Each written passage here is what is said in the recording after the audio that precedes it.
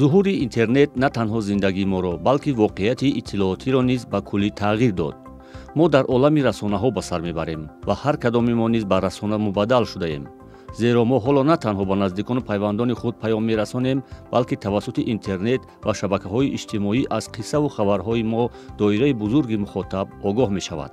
дар замони мо мубодилаи иттилоот ба ҳаҷми бесобиқа расидааст. радио, телевизион, интернет ва шумораи рӯзафзуни китобу маҷалла ва рӯзномаҳо ба ин кор таъсири ҷиддӣ мерасонанд. дар асри мо ки замони афзоиши ҳаҷми иттилоот, густариши хабарҳои фейкӣ ва дастгориҳо ном мебаранд, дарёфти маълумоти дурусту воқеӣ ба мушкилоти рӯз мубаддал шудааст. ҳоло аксар аз хонандагон дар уқёнуси бекарони иттилоот ҳақиқатро аз дурӯғ фарқ карда наметавонанд ва ин амр имкони қурбонии бесаводии расонаӣ шудани онҳоро бештар мекунад.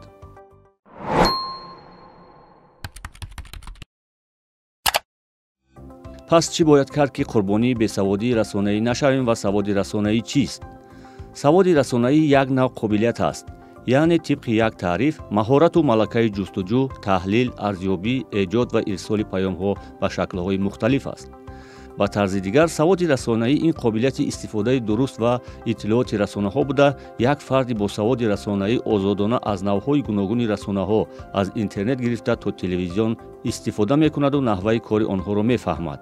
паёмҳоро аз манбаъҳои мухталиф интиқодӣ арзёбӣ мекунад ва метавонад мустақилона паёмҳо эҷод карда, ин ҳамаро ба афроди дигар интиқол диҳад. саводи расонаӣ ҳамчунин дарки оқибати корҳоеро ки мо онлайнӣ анҷом медиҳем дар назар дорад.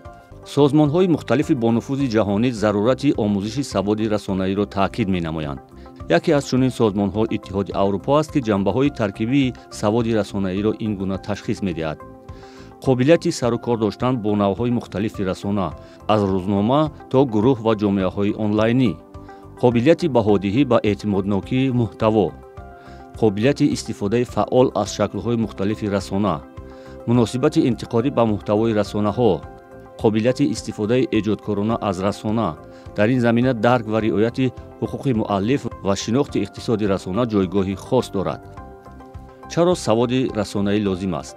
бино ба таъкиди коршиносон, саводи расонаӣ барои ҳар як фарди муосир хеле муҳим аст, зеро он тафаккури интиқодиро ба кор меандозад. маҳз ба ҳамин далел одамон иттилоотро аз диди интиқодӣ таҳлил карда, аз ҷумла метавонанд хабарҳои воқеӣ ва фейкӣ, яъне дуруғин ё манбаъҳои иттилоотии қобили эътимодро муайян кунанд, чӣ гунагии нақши расонаҳоро дар муҳити иттилоотӣ бифаҳманд ва масъулияти дарки худ аз таъсири расонаҳои оммавиро ба уҳда гиранд.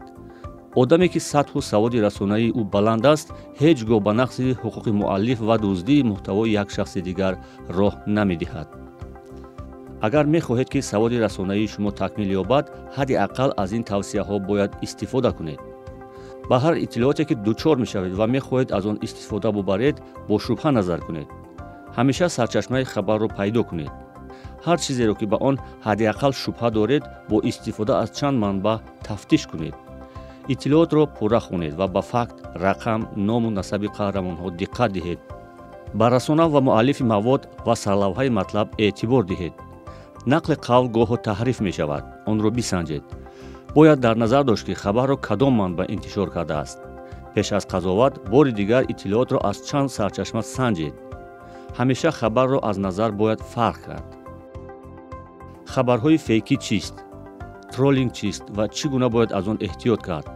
баҳсҳои маҷозӣ ва одоби баҳс чӣ тавр ба доми ҳарзакорону маккорони рақамӣ наафтем? ин аст мавзӯъҳои дарсҳои минбаъдаи мо, ки манзури шумо хоҳанд шуд. бо дарсҳои саводи расонаӣ дар радиои озодӣ бошед.